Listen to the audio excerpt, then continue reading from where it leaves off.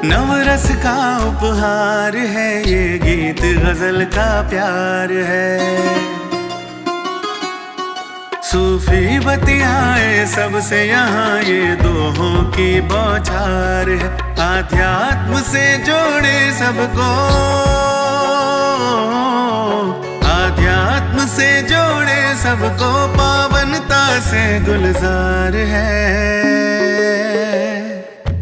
कविताओं की ये बयार है, ये काव्य कुंज रसधार है। कविताओं की ये बयार है, ये काव्य कुंज रसधार है। ये गीत गजल का प्यार है, ये काव्य कुंज रसधार है। पावनता से गुलजार है, ये काव्य कुंज रसधार है।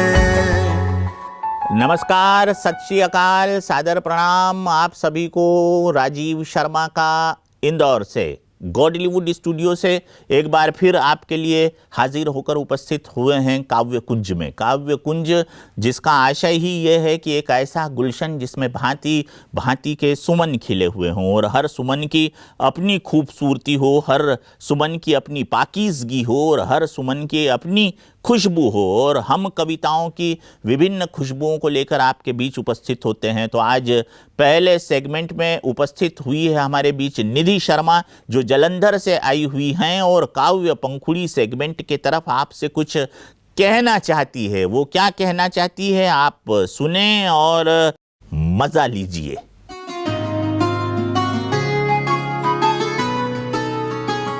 कई बार हमें ज़िंदगी के उस सच से मिलने का मौका मिलता है जिस सच से ये पूरी दुनिया अनजान घूम रही है। यानी हम खुद से अनजान हैं, खुद को पहचान नहीं पा रहे, खुद को जान नहीं पा रहे।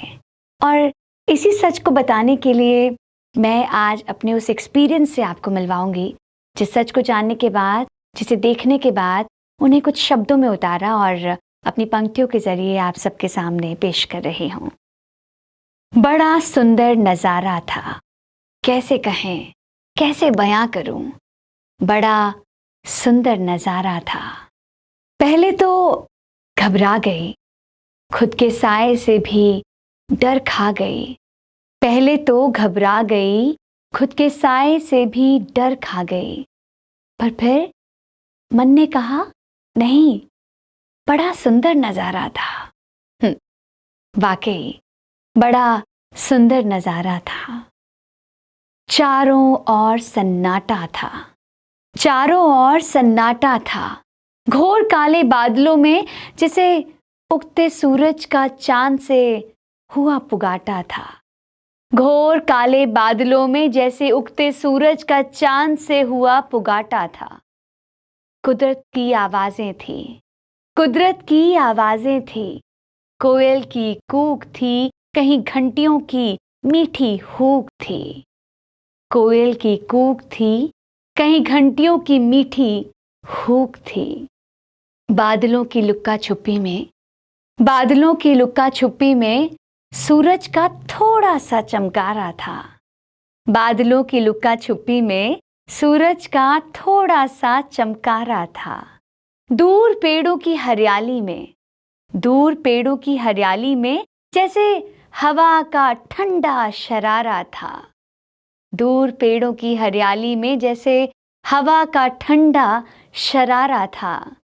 सर्दी की पहले धुंध हो जैसे, सर्दी की पहले धुंध हो जैसे, और उसमें से दूर चमकता एक सितारा था।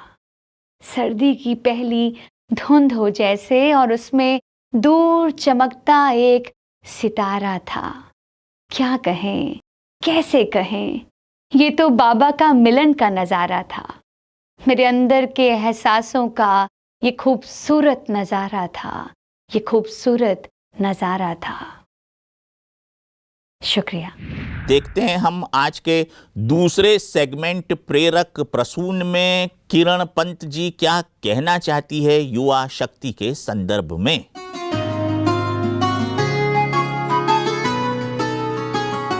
तुम हो भारत की अभिलाषा, तुम हो भारत की अभिलाषा, श्रेष्ठ राष्ट्र की तुम परिभाषा। तुम हो भारत की अभिलाषा, श्रेष्ठ राष्ट्र की तुम परिभाषा। योग साधना में खो जाओ, योग साधना में खो जाओ। तुम हो एक सुनहरी भाषा, तुम हो एक सुनहरी भाषा। बादल की गर्जन का जोश, बादल के गर्जन का जोश, युवा शक्ति करो उद्घोष। बादल के गर्जन का जोश, युवा शक्ति करो उद्घोष। कहाँ अकेले खोए हुए हो, कहाँ अकेले खोए हुए हो, पड़े हुए हो तुम मदहोश, पड़े हुए हो तुम मदहोश। उठो लक्ष्य को साधो, उठो लक्ष्य को साधो, अर्जुन से कहते हैं माधो। उठो लक्ष्य को साधो, अर्जुन से कहते हैं माधो। वर्तमान ही सत्य है, वर्तमान ही सत्य है, भूत भविष्य को त्यागो। वर्तमान ही सत्य है, भूत भविष्य को त्यागो। तो दोस्तों, ये जो मेरे मुक्तक थे युवा शक्ति को चिताने के लिए, क्योंकि ये जो समय चल रहा है युवा शक्ति को मजबूत होने का, दृढ़ संकल्प लेने का ये समय है, क्योंकि इस समय उन्हें ऐसी शक्ति की ज़रूरत है जो उन्हें गलत मार्ग से एक सही मार्ग की ओर ले जाते हैं। तो हमारा ये साहित्य जो है युवाओं के लिए कुछ ऐसी ही अपनी रचनाओं के माध्यम से युवाओं को चिताने की हमेशा कोशिश करता है। बहुत बहुत धन्यवाद। तो ये थी वाणी किरण पंत जी की। आशा है आपने इस वाणी का आनंद लिया होगा। ऐसी वाणी बोलिए मन का आपा खोए, औरन को शीतल करे आप हूँ शीतल होए। सब शीतल हों, सब सुगंधित हों, सब विकसित हों और प्रगति की रफ्तार को तेज़ी से पकड़कर ऐसे मुकाम पर पहुँचे जहाँ परमात्मा की आराधना में हम शिव नाम उच्चारित करते हुए ओम शांति के अनुनाद को जीवन की गहराइयों में उतार सकें। अब चलते हैं हम उस सेगमेंट की तरफ जिसका नाम है विविध बहार। सुनते हैं कि आप क्या कहना चाहते हैं अपनों के लिए।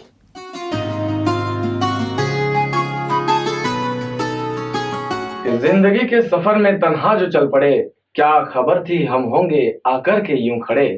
जिंदगी के सफर में तन्हा जो चल पड़े, क्या खबर थी हम होंगे आकर के यूं खड़े। सब छोड़कर उस मोड़ पर जहां से जिंदगी में कुछ और शुरू होता है, जहां से काव्यकुंज का ये दौर शुरू होता है। काव्यकुंज के सभी दर्शकों को मेरा नमस्कार। कि सचमुच लड़ाकू होती हैं औरतें, बस दिन भर लड़ती रहती हैं औरतें। सचमुच लड़ाकू होती हैं औरतें, बस दिन भर लड़ती रहती हैं औरतें। वो लड़ती हैं सर्दी गर्मी बरसात से, वो लड़ती हैं सर्दी गर्मी बरसात से, वो लड़ती हैं दिन से रात से, वो लड़ती हैं अपने भाग से, वो लड़ती हैं पेट की आग से, वो लड़ती हैं संजोग से, वो लड़ती हैं वियोग से, वो लड़ती हैं घर में सूनेपन से, वो लड़ती हैं स्वयं अपने मन से। तो कभी लड़ जाती हैं दर्पण से, वो लड़ती हैं अकेलेपन से। कभी अपनी संतान के लिए वो पूरे संसार से लड़ जाती हैं, कभी अपनी संतान के लिए वो पूरे संसार से लड़ जाती हैं, तो कभी पूरे संसार के लिए महिषासुर की छाती पर चढ़ जाती हैं। वो लड़ती हैं धूप से, अचार पापड़ सुखाती हैं, वो लड़ती हैं धूप से, अचार पापड़ सुखाती हैं। तो कभी लड़ जाती हैं यमराज से और पति के प्राण खींच लाती हैं। सचमुच लड़ाकू होती हैं औरतें, बस दिन भर लड़ती रहती हैं औरतें, बस दिन भर लड़ती रहती हैं औरतें। तो ये था आज का काव्यकुंज। आशा करते हैं आपको आज का काव्यकुंज पसंद आया होगा और खुशी खुशी विदा होता हूँ। आज आपसे फिर मुलाकात होगी अगले एपिसोड में। तब तक के लिए कवि राजीव शर्मा को इजाज़त दीजिए। नमस्कार।